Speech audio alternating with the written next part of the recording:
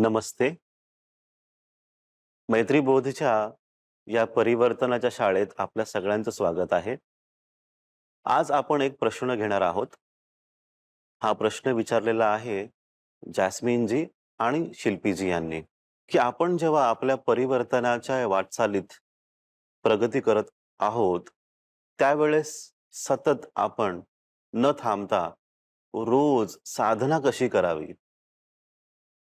कारण की कधी-कधी असा प्रश्न उद्भवतो, की आळसामुळे किंवा भीतीपोटी काही स्ट्रेस आहे, प्रेशर आहे, टेन्शन आहे, तणावामुळे आपल्याला थोडं अवघड जातं, रोज साधना करण्यासाठी, की मला काहीतरी जीवनात प्राप्त करायचं आहे, पण रोज होत नाहीये.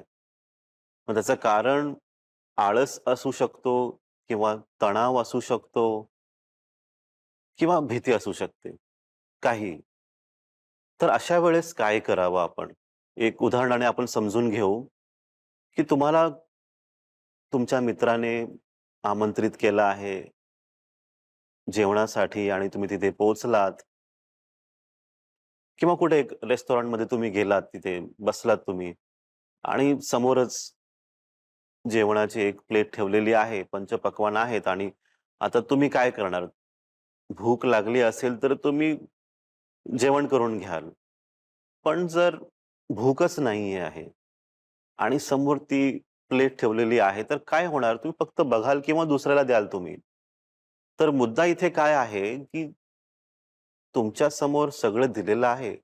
परमेश्वराने किंवा ह्या सृष्टीने सगळं तुम्हाला दिलेलं आहे. पण तुम्हाला जर भूकच नाही आहे, तर त्या गोष्टींची किंवा त्या वस्तूंचा किंवा अनुभवाचा तुमच्या जीवनात काहीच महत्त्व नाहीये. जी गोष्ट तुम्हाला नको आहे आणि तुम्हाला दिली जाते, तेव्हा त्या गोष्टीवरती तुम्ही लक्षच केंद्रित करत नाही किंवा ती गोष्ट तुमच्या जीवनात कुठेतरी नगण्य होते, की नाही इतकी इम्पोर्टंट नाहीये म्हणून.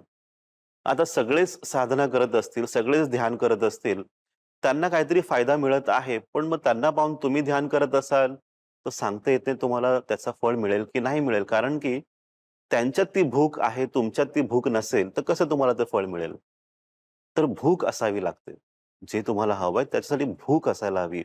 आजकाल कसं झालेलं आहे, की तुम्हाला जे हवं असतं पटकन मिळतं.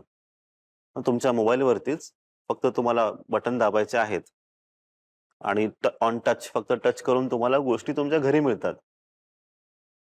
मग असं असताना मग साधना करण्याची गरज आहे का?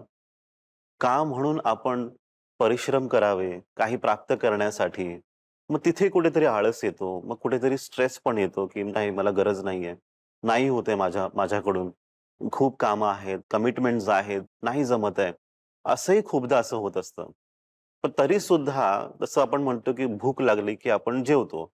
त्याच्यासाठी आपल्याला कोण ट्रेनिंग देत नाही.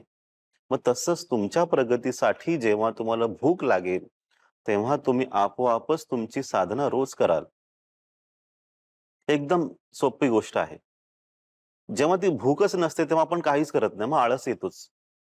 म्हणून समजून घ्या, की तुम्हाला काहीतरी प्राप्त करायचं आहे. ते काय तर तुमचा ध्येय म्हणजे संकल्प.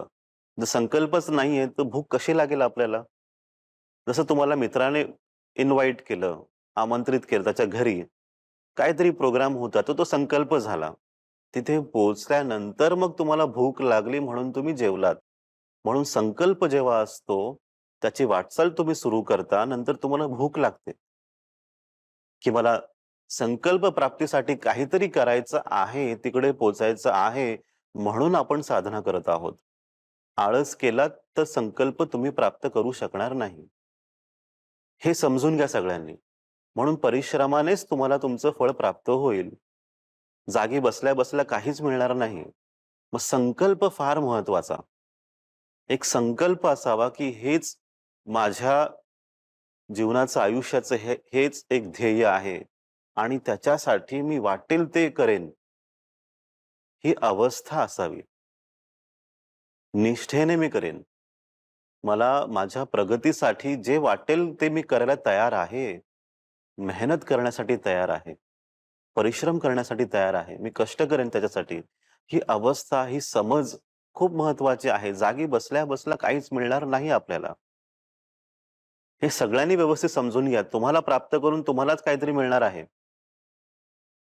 जे पण फळ असेल, आनंदित तुम्हीच होणार आहात. तुमच्यामुळे तुमची घरातली मंडळी, सदस्य ते आनंदित होतील आणि त्यांच्यामुळे आजूबाजूचा परिसर, समाज सगळ्यांना त्याचा लाभ मिळतो. समाज परिवर्तित होतं. म्हणून लक्षात ठेवा संकल्प खूप महत्वाचा आणि त्या संकल्पाप्रमाणे आपली कर्म तीच रोजची साधना. आळस केलात तर ते तुम्हाला मिळणार नाही, ज्याच्यासाठी तुम्ही काम करत आहात. मग पुन्हा एकदा चेक करून घ्या, तुमची कर्म कशी आहेत, साधना कशी आहे, भूक आहे, नाही आहे, संकल्प काय आहे, पुन्हा एकदा बघून घ्या.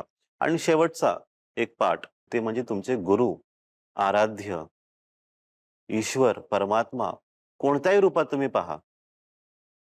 त्यांची साथ, त्यांचं मार्गदर्शन हे खूप महत्वाचं आहे. त्यांना विचारा, समजून घ्या किंवा आतमधून मनानेच तुम्ही त्यांच्याशी संपर्क करा.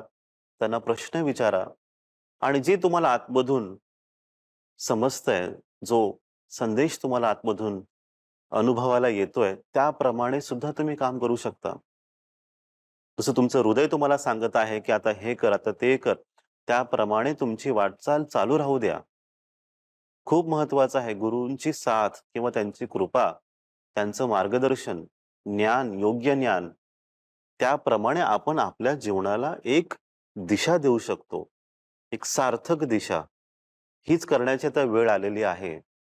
तर साधना रोज करायची असेल तर काय समजलो आपण आज, की भूक असावी. म्हणजे तडप असावी, की मला ते करायचंच आहे. त्याचबरोबर संकल्प, की हे मला प्राप्त करायचं आहे आणि साथ कोणाची तर योग्य व्यक्तींची. जाणकार जे आहेत, गुरु किंवा कोणत्याही रूपात तुम्ही ज्यांना पाहता, त्यांची साथ, त्यांचं मार्गदर्शन या सगळ्यांना तुम्ही एकत्र घेतलं तुम्ही तर नक्कीच तुम्ही रोज साधना करू शकाल आणि लवकरच तुम्ही तुमचा संकल्पही पूर्ण करू शकाल. पुढच्या आठवड्यात आपण पुन्हा एकदा भेटू. नवीन विचारासोबत, नवीन सूत्रासोबत. आपल्या सगळ्यांचंच कल्याण हो, सगळ्यांचं मंगल हो. नमस्ते.